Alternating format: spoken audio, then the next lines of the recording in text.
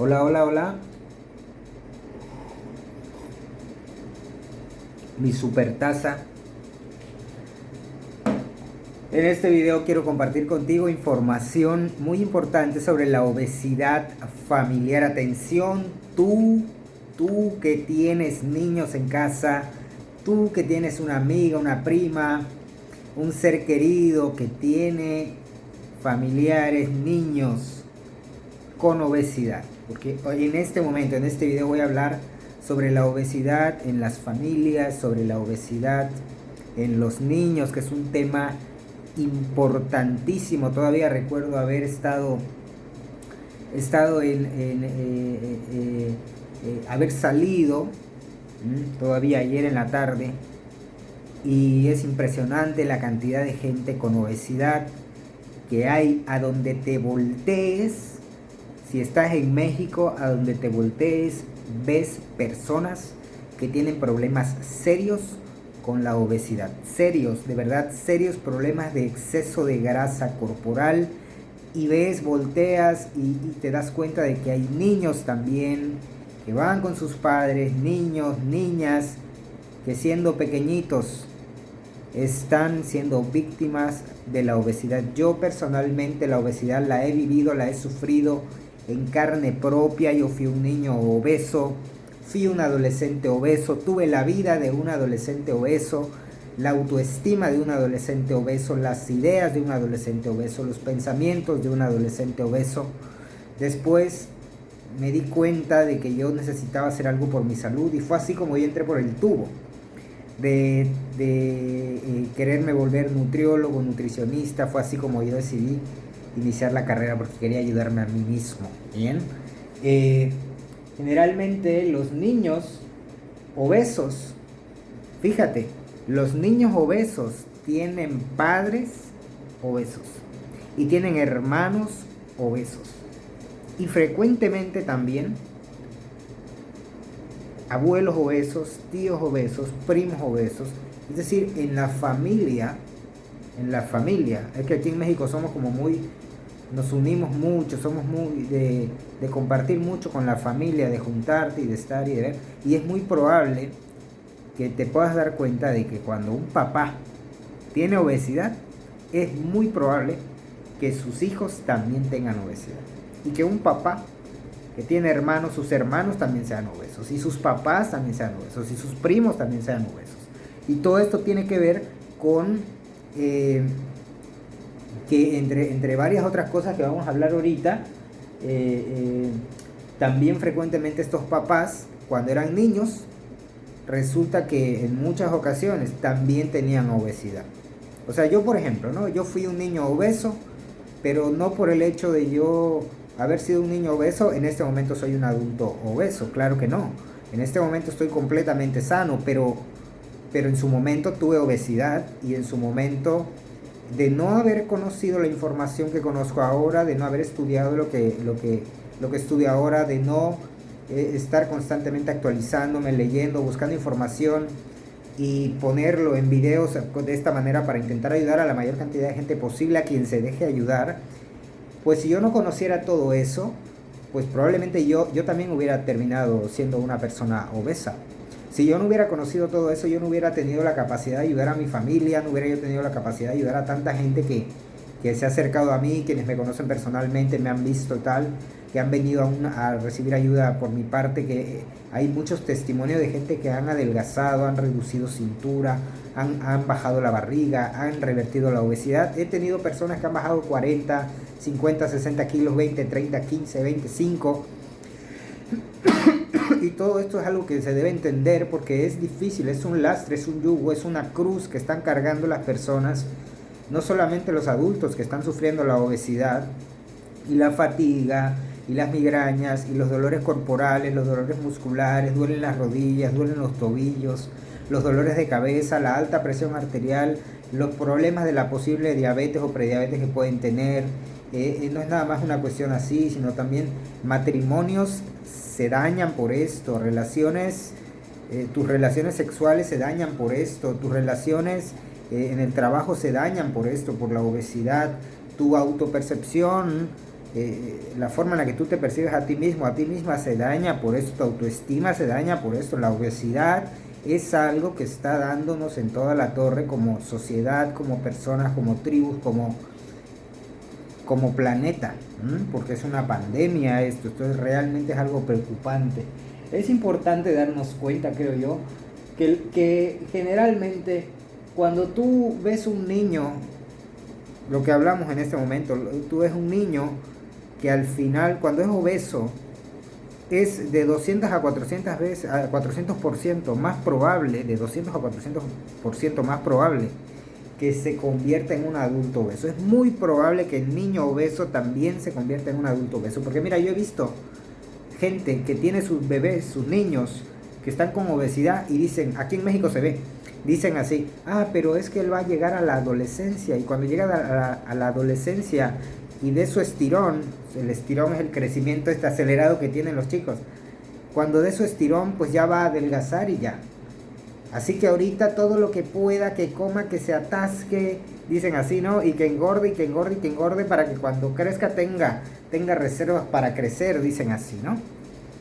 Pero en realidad esta idea, yo, no, claro que no, claro que no. El problema es que el niño en ese momento está engordando y está con obesidad, con exceso de grasa, y le estás metiendo, inculcando ideas, creencias, pensamientos, hábitos, porque las acciones frecuentes generan hábitos, y esas acciones vienen de lo que tú piensas, y lo que tú piensas viene de lo que tú sabes, de lo que tú aprendes, de lo que tú escuchas, de lo que tú pones tu atención, y entonces tú terminas creciendo a unos niños que no tienen idea de cómo deben comer.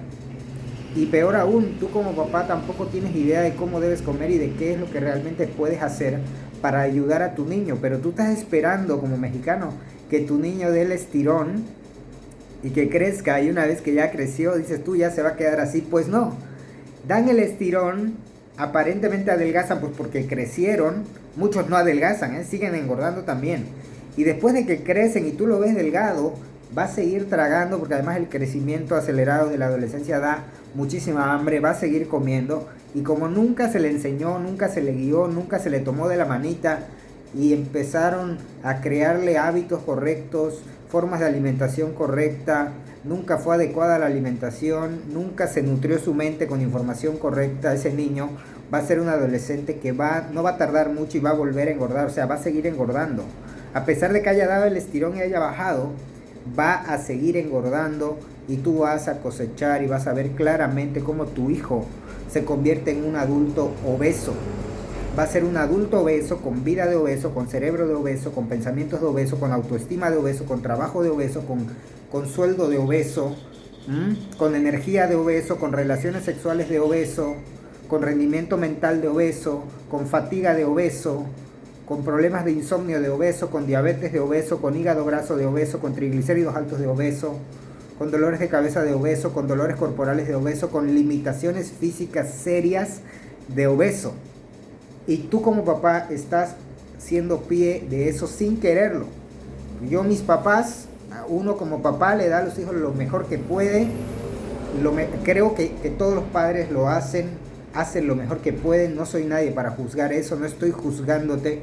Estoy diciéndote, mi amor, hermano, aquí está mi mano tendida para poder ayudarte. Hay mucho que puedes hacer para mejorar tu salud, de tu familia y la de tus niños.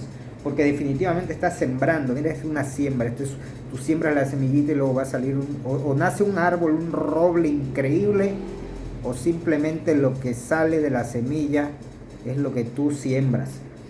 La genética juega un papel individual pero no colectivo. Esta frase es muy importante porque la genética tiene parte en la obesidad, eso es cierto, pero no explica por qué hay... porque es como si todos en el planeta Tierra, o gran parte de las personas del planeta Tierra, se hubieran llamado por teléfono y se hubieran puesto de acuerdo todos para engordar al mismo tiempo. Entonces no es nada más la genética, es también todo lo demás. Todo lo demás son varias causas, no es nada más una causa. La obesidad no tiene una causa, es multifactorial, multicausal, son varias cosas. Las familias generalmente viven en un entorno compartido, viven en la misma casa, comparten los mismos alimentos, se alimentan de la misma forma, piensan de la misma forma o de forma muy parecida con respecto a cómo comer, cuándo comer, formas de pensar, formas de actuar.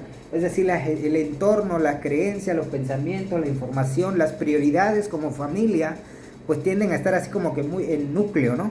Y si como papá o como líder de hogar, una de tus prioridades no es necesariamente la salud, o no es necesariamente poner tu foco de atención en la salud de los niños, en cómo los niños están desarrollando una obesidad, en cómo los niños cada día están con más barriga. Yo he visto niños con dolores de cabeza, he visto niños con hígado graso, he visto niños con triglicéridos altos, y es muy conmovedor ver que a veces sin quererlo como papás estamos propiciando el mal del mañana, y que al final, dependiendo de tú, de lo que enseñes, de tus creencias, de tus ideas, de ti como padre, lo que tengas como prioridad en tu vida, también vas a sembrar la semillita en la mente de tus hijos para que eso sea prioridad para ellos. Entonces esta parte es muy importante. Otra cosa que también juega en contra a la hora de la obesidad de los niños es el adoptar, por ejemplo, una alimentación baja en grasa y alta en carbohidratos, porque la gente ahora, por alguna razón, desde los años 50, por allá, 1950, que se lanzaban las ideas estas de que la grasa era mala, de que la grasa te elevaba el colesterol, que el colesterol te iba a causar un problema cardíaco, que la grasa era la responsable de que tú engordaras, que la grasa era responsable de que tú te enfermes del corazón, que la grasa te iba a subir los triglicéridos, y todas esas frases, esas ideas que no son ciertas necesariamente, terminan desembocando en que ahora la gente ponga su foco en la grasa. O sea, tú vas al supermercado y compras productos alimenticios que te vende la empresa que hace esos productos, y que te pone ahí en la etiqueta que son bajos en grasa, y tú te tragas la idea, y tú piensas que estás comiendo sano porque tú no estás comiendo grasa, pero sin darte cuenta de que obviamente el productor de alimentos, al quitarle la grasa o al bajar el conteo de grasa de ese alimento, pues tiene que compensar con más azúcar, con más harina, con más saborizantes, potenciadores del sabor, con más sodio, para poder tú, cuando te lo comas, querer seguir comprando y seguirte enganchando con ese producto, sintiendo que lo necesitas, sintiendo que lo quieres, sintiendo que es parte de tu vida, porque es un alimento. Claro, tú piensas que es sano porque no tiene grasa, pero te olvidas también del exceso de consumo de azúcares, te olvidas también del exceso de consumo de harinas, te olvidas también del exceso de consumo de jarabe de maíz alto en fructosa, que es una sustancia que está metida en prácticamente todos los productos alimenticios que la gente generalmente consume como productos alimenticios bajos en grasa, generalmente, que están en el supermercado, y que no te lo dicen y que no te das cuenta, y que terminan produciendo la obesidad. Sí, no es la grasa que tú comes la que a ti te produce la obesidad. De hecho, una de las herramientas muy importantes para la obesidad es la dieta cetogénica. La dieta cetogénica, la dieta alta en grasa, baja en carbohidratos, las dietas low carb, high fat, las dietas la dieta carnívora, las formas de alimentación carnívora, que tienen todo que ver con cómo el humano en el inicio de la historia venía comiendo, y cómo como especie evolucionamos y mejoramos y progresamos, que nada tiene que ver con la alimentación que ahora las personas tienen. Ahora se come, por ejemplo, varias veces al día. Mucha gente come hasta sin hambre. Yo lo he visto, mucha gente incluso come hasta sin hambre. Dicen, oye, pero ¿por qué le pregunto, pero ¿por qué vas a comer ahorita? ¿Tienes hambre? Me dicen, no, pero es que ya es hora. Comen por el horario, porque dicen, no, es que ya es hora de desayunar, porque el desayuno es la comida más importante del día, dicen. Y sí, yo le digo, sí, el desayuno es la comida más importante del día, pero no necesariamente es en la mañana. Culturalmente le llamas al desayuno en la mañana, ¿no? Comer en la mañana. Pero desayuno es una palabra que significa romper el ayuno, con lo cual desayunar es romper el ayuno, y da igual la hora la que sea. Tú puedes romper el ayuno en la noche, tú puedes romper el ayuno en la tarde, y se llamará desayuno por el hecho de que es la comida con la que tú estás rompiendo el ayuno. Pero la gente piensa, no, el desayuno tiene que ser en la mañana, o el almuerzo tiene que ser en la tarde, o la cena tiene que ser en la noche. Culturalmente, por el horario, están comen por horario, no porque tengan hambre, ni siquiera reconocen la sensación de hambre real, porque siempre están con ganas de comer, a veces ganas de comer emocional, o ganas de comer por el hecho de que están comiendo ingredientes, potenciadores del sabor, azúcares, exceso de sodio, glutamato monosódico, jarabe de maíz alto en fructosa, que está en todos esos productos alimenticios que se consumen, productos de anaquel, productos alimenticios, que luego igual te venden la idea de que son bajos en grasa y tú te los comes y piensas que estás comiendo bien, pero no. Estás estimulando todo un problema y estás sobrecomiendo sin necesidad. Otra cosa es que también ahora la gente está como que comiendo muchas más veces fuera de casa. Estás comiendo fuera de casa. Fuera de casa. Es decir, comes en restaurantes, comes en lugares donde venden comida rápida. Tú no sabes realmente cómo está hecho eso. No sabes realmente cómo están conformados los alimentos, los ingredientes, los potenciadores del sabor, el azúcar. No sabes con qué tipo de grasa preparan eso. Es decir, excepto los restaurantes de alto nivel, ¿no? Para la gente más adinerada. Pero la mayoría de la gente no es gente que vaya a restaurantes vaya de lujo, ¿sí? Entonces generalmente terminan consumiendo otra vez productos alimenticios, demasiadas harinas, demasiadas sopas, demasiadas pastas. Si a esto le sumas también el hecho de que ahora están predominando mucho los vehículos de motor que no son de fuerza humana. Por ejemplo, ya no sales en tu bicicleta, ya no sales en tu triciclo, ya no sales en tu ya no sales en tu patín, ahora sales en tu carro, en tu motocicleta. Pues eso también influye porque al final estás enganchado y dependiendo de un vehículo. Por otro lado, los videojuegos, claro que el estar ahí zampado en los videojuegos, además del chute de dopamina que te va a generar en el cerebro y la adicción que te va a generar estar ahí pegado, también vas a utilizar tu tiempo de manera muy pobre, porque vas a terminar utilizando horas de tu día a estar ahí pegado en el videojuego, en la computadora o lo que sea, y tus niveles de actividad física van a bajar. Y no es porque necesariamente hacer más actividad física te haga quemar calorías, sino porque entre otras cosas estimula los problemas hormonales a nivel muscular por resistencia a la insulina. Por ejemplo, la falta de actividad física te puede llevar a que tu masa muscular no esté en óptimas condiciones como debería estar y como debería ser en el caso de un ser humano que es un forrajero, cazador, recolector. O sea, estamos siguiendo una vida que va muy en contra de cómo el humano como especie debería de vivir. Además ahora claramente, ya lo dije varias veces, el consumo de azúcar, que es mitad glucosa y mitad fructosa, el azúcar de mesa, el aumento del consumo del azúcar y además el consumo aumentado también de jarabe de maíz alto en fructosa, que a veces es inconsciente porque no te das cuenta del tipo de productos que comes y no lo sabías, y estás llevando a tu casa productos alimenticios que nada tienen que ver con lo que debería ser. Bien. Ahora quiero reflexionar acerca de todo esto, de todas estas ideas que acabo de decir y pensar igual en que la supervivencia en estado salvaje es algo que se ve en todos los animales. Mira, un animal más grueso, un animal gordo, es mucho más lento y fácil de atrapar. Cuando tú ves a un tigre cazando a un ñu, a una gacela o algo, o tú ves un león, un tigre no caza gacelas, come otras cosas por el lugar en el que está, pero tú ves un león cazando una gacela o a una cebra, a un antílope, lo que tú ves es que generalmente cazan al más lento. Y yo nunca he visto una cebra con obesidad, nunca. Pero si llegara a ser el caso de que hubiera una cebra con obesidad, sería la primera a la que se comerían. En estado natural no hay lobos, no hay cebras, no hay leones en estado de obesidad.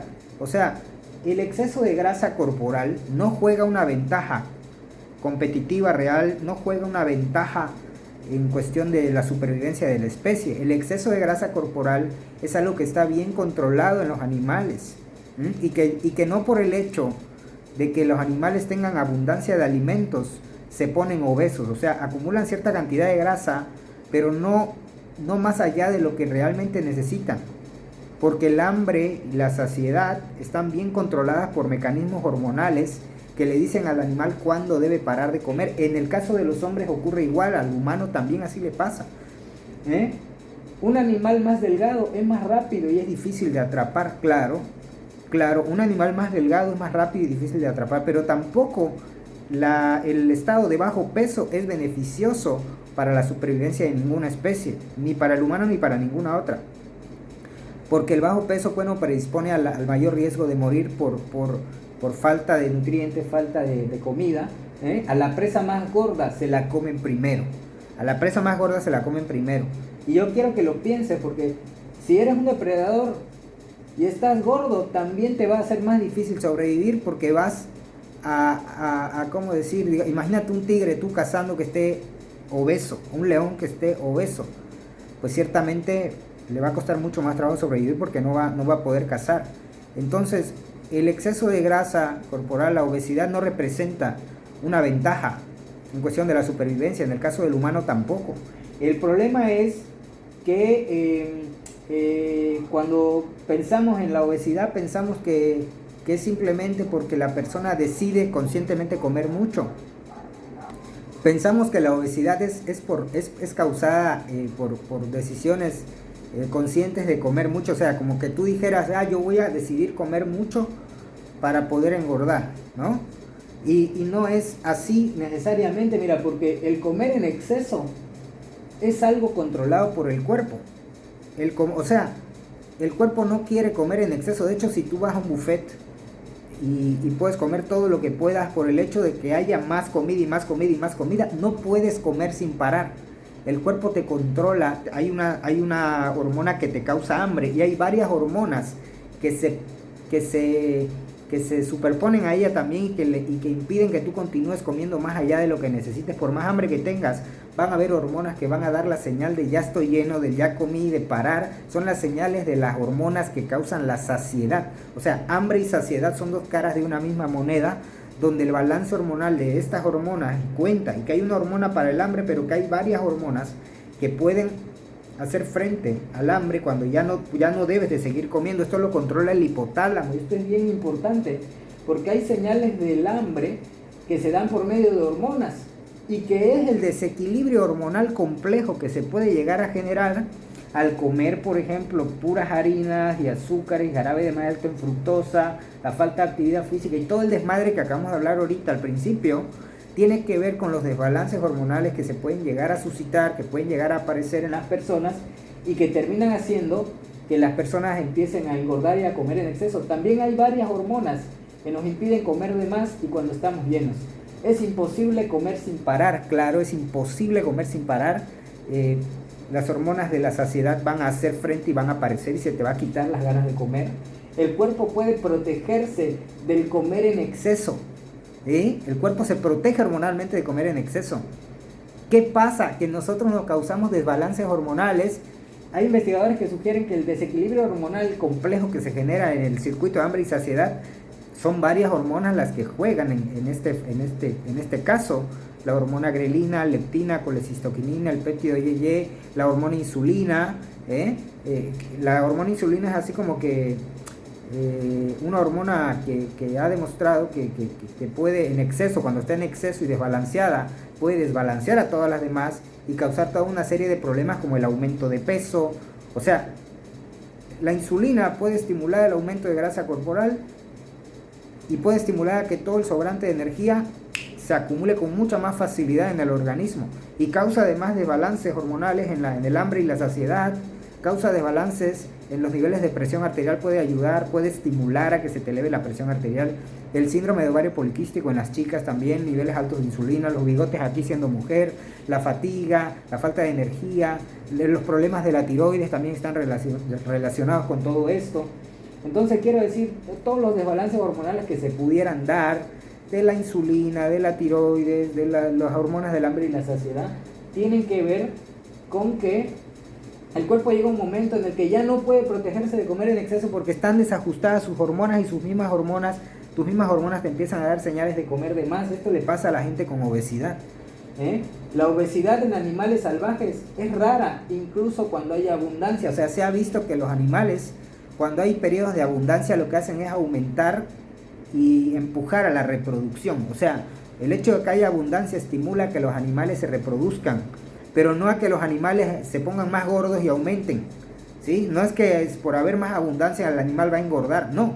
Por haber abundancia el animal va a reproducirse con más facilidad, excepto, claro, cuando por ejemplo, los osos, las ballenas, las morsas, ellos tienen la capacidad de acumular grasa porque así es su naturaleza. En el caso, por ejemplo, de los osos polares, que ellos hibernan, ellos sí engordan, acumulan grasa, pero acumulan grasa precisamente porque se preparan para ese periodo de hambruna en el cual van a dormir y engordan por esto, en tiempos de abundancia, pero exceptuándolos a ellos, que naturalmente así es, así están diseñados y así están hechos para funcionar. Ningún otro animal, no he visto una cebra, un tigre, un león, un lobo, una hiena obesa, por el simple hecho de tener más alimentos disponibles. No quiere decir que van a comer sin parar y sin límite, no, porque el cuerpo es el que controla por medio de las hormonas el cerebro. Yo siempre digo, a un tigre nadie tiene que decir cuándo comer ni cuánto comer, ¿sí? A un león tampoco, a un tucán tampoco, a una jirafa tampoco, a una cebra tampoco, y todo esto tiene que ver. Y mira, aquí a dónde voy a parar, al hecho de que cuando tú revisas, por ejemplo, observas tribus que vienen siguiendo una alimentación ancestral desde el inicio de la historia, generación tras generación, tras generación, tras generación, tras generación, tras generación, de gente que está en tribus, que todavía no se occidentaliza, que todavía no han tocado alimentos de la industrialización, que todavía no han tocado alimentos de la agricultura, que todavía siguen siguiendo una alimentación ancestral. Por ejemplo, los Tokelau del Pacífico Sur, ellos, a pesar de que tienen abundancia o que todo el año pueden comer cocos, frutas, pescados, a pesar de que todo el año pueden comer, no hay obesidad ahí. No hay obesidad, pero es que esta gente se alimenta de manera ancestral. Y alimentarte de manera ancestral, no sé, para un inuit significará comer foca, ballena, oso, caribú, grasa, órganos de animales, que es la alimentación que ha superado la prueba del tiempo generación tras generación, tras generación, tras generación, desde el inicio de la historia, y que estas personas están siguiendo esa alimentación. Pero ¿qué pasa cuando piensas en los niños con obesidad ahorita, las familias que tienen obesidad ahorita? Vas al supermercado y te encuentras con gente con problemas serios de obesidad, porque están siguiendo una forma de vida, una serie de hábitos, de creencias, de pensamientos, una serie de acciones día tras día y una forma de alimentación. O sea, llevan una forma de vida y de alimentación que está muy lejos de ser la que probablemente podría llegar a ser o la que debería ser para realmente potenciar una salud y poder evitar, tratar y revertir la obesidad. O sea, fíjate la importancia de esto, porque estamos hablando de animales, de cómo la obesidad juega un papel importante, de cómo la obesidad empeora la supervivencia, de cómo la obesidad jode la vida de la gente, la vida de nuestros niños, y cómo la obesidad tiene un importante componente hormonal que no sé si lo sabías, pero espero realmente que con este video te caiga un poco más el 20 o te pueda servir para añadir ideas más en este grandísimo rompecabezas que es la obesidad, porque todo esto que acabo de hablar en este video son piezas importantes en el rompecabezas de la obesidad. La obesidad no tiene nada más una causa, pero hay muchos factores asociados a ella que hay que conocer, trabajar, tratar, controlar, y trabajar con el paciente. Al menos es mi objetivo, ayudar a los pacientes, juntar todo el conocimiento que tengo, todo lo que sé, juntar todo ese conocimiento para ayudar al paciente a que mejore su salud. Te dejo con este video, soy Yusef Díaz, espero que te haya podido ayudar. Bye.